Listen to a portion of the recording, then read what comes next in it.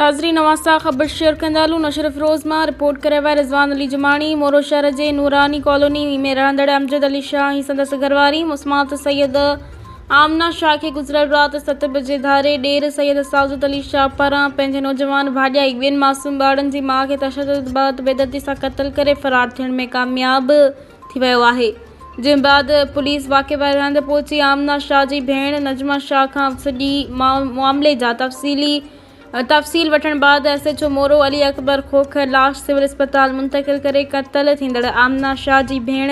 नजमा शाह के थाणे ॾांहुं पुछा गुछा लाइ वठी वियो, जॾहिं त सिविल अस्पताल जे डॉक्टरनि पारां लाश जो पोस्टमार्टम करण खां पोइ लाश वारसनि हवाले कयो वियो। उन मौक़े ते क़त्ल थींदड़ सैयद आमना शाह जे मुड़ुस अमजद शाह मीडिया सां ॻाल्हाईंदे ॿुधायो त मुंहिंजी भाउ मुंहिंजी घरवारी खे सिधियूं गोलियूं हणी फ़रार थी वियो आहे ऐं मुंहिंजी साली नजमा शाह खे मोरो थाणे जो SHO अली अकबर खोखर पुछा गुछा लाइ विहारियूं वेठो आहे। तंहिंखे आज़ादु करे हक़ी क़ातिल मुंहिंजो भाउ गिरफ़्तार कयो वञे। वारसनि जो IG Sindh Ghulam Nabi Memon DIG Sheikh Benazirabad SSP नशर Firoz खे अपील।